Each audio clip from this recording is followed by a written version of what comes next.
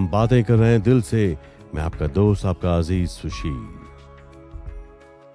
दोस्तों, शम्मी कपूर और जय किशन की आखिरी मुलाकात हुई 11 सितंबर को।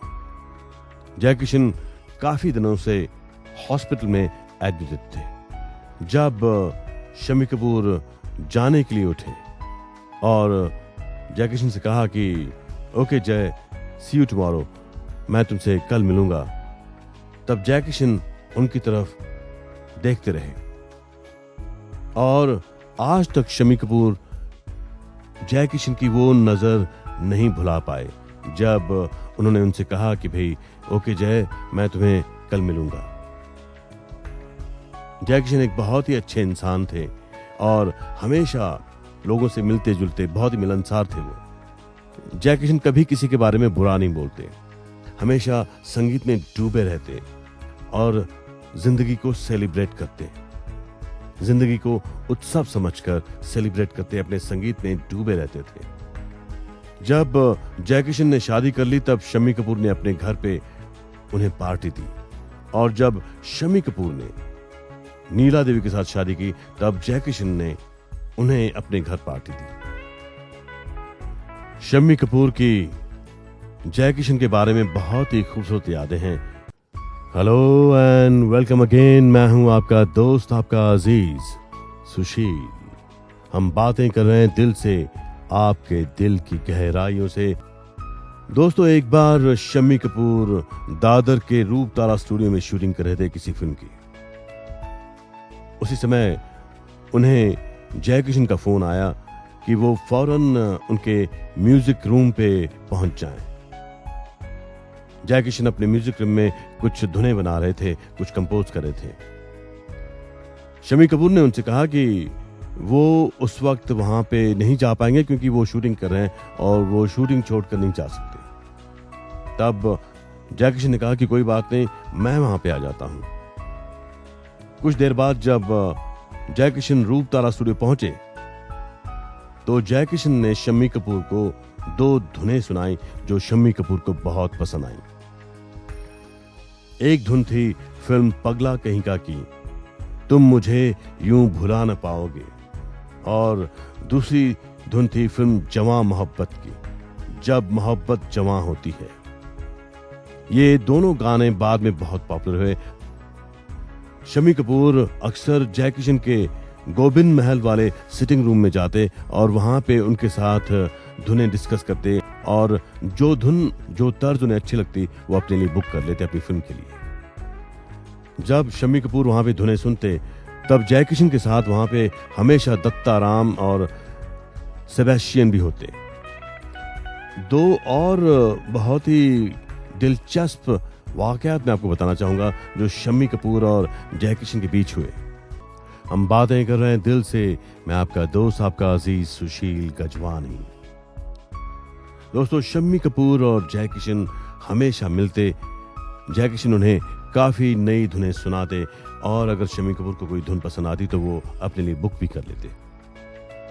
लेकिन कभी कभार उनमें काफी आर्ग्यूमेंट्स हो जाते, बहस हो जाती, झगड़े हो जाते और कभी कभार नौबत हाथापाई तक भी आ जाती।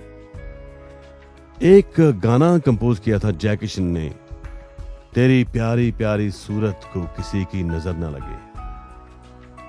जब जय किशन ने ये धुन शम्मी कपूर को सुनाई तो उन्हें ये धुन बेहद पसंद आई और उन्होंने जय किशन से कहा कि वो ये धुन चाहते हैं अपने लिए, अपनी फिल्म के लिए। जय किशन ने मना कर दिया। जय किशन ने कहा कि वो ये धुन ऑलरेडी एलवी प्रसाद को दे चुके हैं फिल्म ससुराल के लिए, जिसके हीरो थे राजेंद्र कुमार। तब शम्मी कपूर बहुत ही नाराज हो गए, गुस्सा हो गए और जय किशन से बहस करने लगे कि नहीं, ये गाना तुमने जो बनाया है वो मेरे लिए बनाया है और ये गाना मुझे चाहिए और तुम ये गाना एलवी प्रसाद से वापस ले लो। ये तुम्हारा गाना है, तुम्हारा क्रिएशन है, तुम उनसे वापस ले सकते हो। लेकिन जय किशन ने मना कर दिया। उन्होंने कहा कि भाई ये एथिकली गलत है। हमने, शंकर जय किशन इस टीम ने ये फिल्म साइन की है ससुराल और हम ये गाना ऑलरेडी उनको सुना चुके हैं, उनको दे चुके हैं, और मैं ये गाना उनसे वापस नहीं ले सकता। इस बात पे शम्मी कपूर और जय किशन के बीच काफी दिन तक झगड़ा चला। शम्मी कपूर मानने के लिए तैयार नहीं थे और जय किशन वो गाना वापस लेने के लिए बिल्कुल तैयार नहीं थे। खैर, आखिर जो होना था वो हुआ। फिल्म ससुराल के लिए ये गाना राजेंद्र कुमार पे फिल्माया गया और ये गाना बहुत ही पॉपुलर हुआ।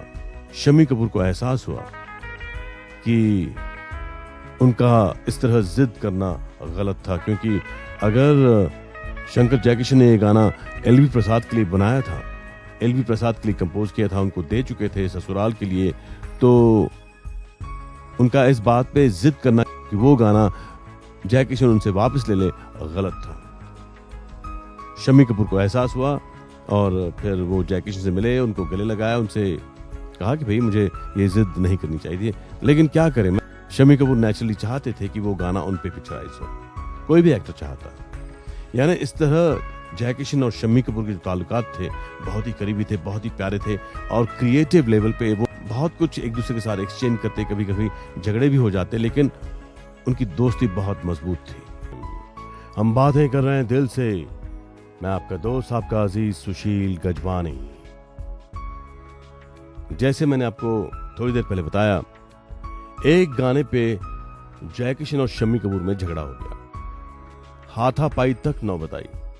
ये गाना बहुत ही खूबसूरत था, इसमें कोई ताज्जुब की बात नहीं कि शम्मी कपूर भी वो गाना चाहते थे अपने लिए, अपने फिल्म के लिए।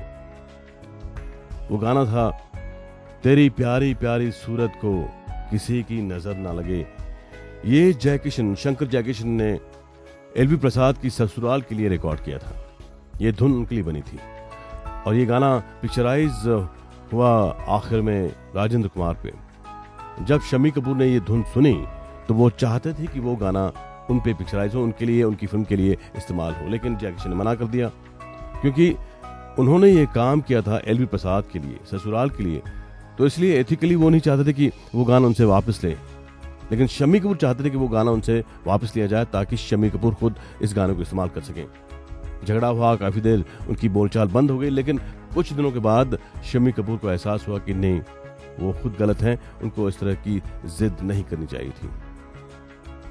ये पहली बार हुआ कि जयकिशन की आंखों में आंसू थे इस झगड़े की वजह से। वो भी समझ रहे थे कि वो गाना बड़ा खूबसूरत है और शम्मी कपूर इसलिए झगड़ रहे हैं इसके लिए। शम्मी कपूर ने उनकी आंखों में आंसू देखे और उसके बाद सोचा और उसके बाद उनमें सुलह हो गई। लेकिन एक बार और इसी तरह का एक इत्तेफाक हुआ। वो इत्तेफाक यूं हुआ कि शंकर जयकिशन ने एक गाना रिकॉर्ड किया था किसी और फिल्म के लिए, किसी और हीरो के लिए। गाने के बोल थे, आजकल तेरे मेरे प्यार के चर्चे हर जुबान पे। उस वक्त जब ये गाना रिकॉर्ड हुआ तो वो हीरो बॉम्बे में नहीं थे, लेकिन उनकी टीम ने वो गाना अप्रूव कर लिया था। लेकिन जब वो हीरो वापस आए और गाना सुना तो उन्होंने ये गाना रिजेक्ट कर दिया, इस वजह से कि उनको लगा कि ये गाना उनकी पर्सनालिटी के साथ मैच नहीं होता। तो फिर जयकिशन ने यही तर्ज, यही गाना, रिकॉर्डेड गाना, रफी साहब और सुमन कल्याणपुर की आवाज में रिकॉर्डेड गाना जयकिशन ने शम्मी कपूर को सुनवाया और शम्मी कपूर को ये गाना बहुत पसंद आया।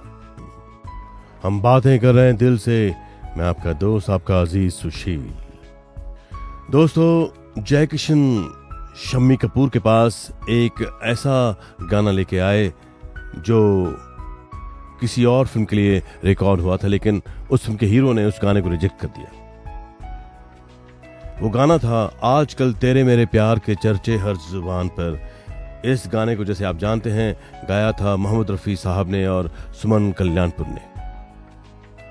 जब इस फिल्म के हीरो को ये गाना सुनाया गया तो उन्हें लगा कि ये गाना उनके पर्सनालिटी पे सूट नहीं करेगा, उसे मैच नहीं करेगा, तो उन्होंने इस गाने को रिजेक्ट कर दिया। जब शम्मी कपूर ने ये गाना सुना तो उन्हें ये गाना बहुत अच्छा लगा और वो ये गाना ले गए मनमोहन देसाई साहब के पास। उस समय शम्मी कपूर मनमोहन देसाई की फिल्म बदतमीज में काम करे थे, लेकिन मनमोहन देसाई को ये गाना अच्छा नहीं लगा, उन्हें पसंद नहीं आया।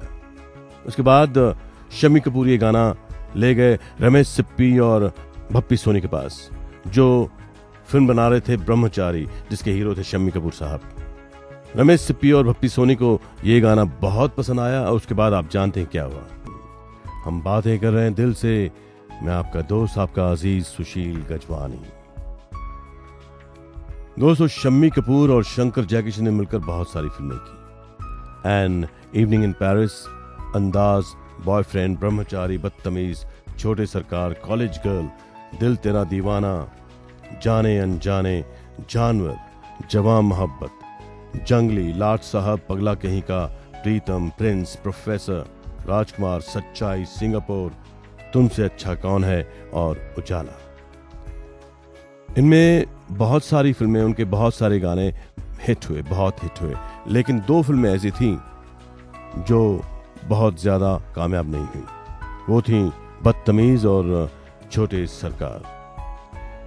दरअसल शम्मी कपूर का मानना है कि बदतमीज का म्यूजिक अच्छा था, लेकिन क्योंकि फिल्म बनने में काफी देर लग गई, कभी कभी कोई फिल्म बनती है तो उसमें अलग अलग कारणों की वजह से देर हो जाती है, डिले हो जाता है सब कुछ। तो इस वजह से शायद प्रोड्यूसर, डायरेक्टर, एक्टर्स का भी इस फिल्म से इंटरेस्ट आहिस्ता आहिस्ता घटता गया, क्योंकि उसमें काफी समय लग गया बनने में फिल्म बदतमीज को। तो इस वजह से इस फिल्म का जो संगीत था वो खास असर नहीं कर पाया। उसके बाद एक और फिल्म जो खास नहीं थी जहां तक म्यूजिक का सवाल है, वो थी छोटे सरकार। हम बातें कर रहे हैं दिल से, मैं आपका दोस्त, आपका अजीज सुशील। दोस्तों, छोटे सरकार और बदतमीज ये फिल्में नहीं चली, इनका संगीत भी खास नहीं था। इन फिल्मों के बनते समय शम्मी कपूर का वजन भी काफी बढ़ गया था, और जहां तक जय किशन की बात है, उन्हें शराब की आदत लग चुकी थी, उनको एडिक्शन लग चुका था शराब का। इसकी वजह क्या थी? दरअसल हुआ यूं था कि शंकर और जय किशन दोनों as a music composer team अलग हो चुके थे। इसका उन पे ज्यादा असर नहीं हुआ, क्योंकि वैसे भी जब से वो शुरू से काम करते थे तब से उन्होंने अलग अलग ही गाने कंपोज किए, एक्सेप्ट राज कपूर के लिए।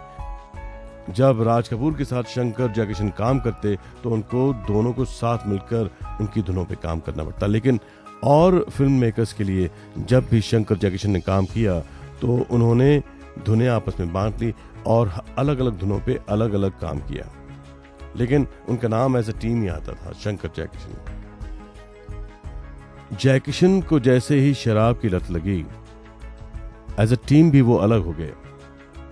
तो आहिस्ता आहिस्ता बाकी म्यूजिक डायरेक्टर्स को भी बहुत सारा काम मिलने लगा, जैसे लक्ष्मीकांत प्यारेलाल, कल्याण जी आनंद जी, एस.डी. बर्मन, आर.डी. बर्मन, इनको भी बहुत सारा काम मिलने लगा। वैसे वो भी अपनी जगह बना चुके थे, लेकिन क्योंकि शंकर जयकिशन का काम आहिस्ता आहिस्ता घटने लगा, वो टीम टूट चुकी थी, तो इस वजह से इसका उनके काम पे असर होना जाहिर था। और दूसरी बात ये थी कि जयकिशन के इर्द गिर्द चमचों की, जैसे फिल्म इंडस्ट्री में कहा जाता है, चमचों की एक भीड़ सी लग गई।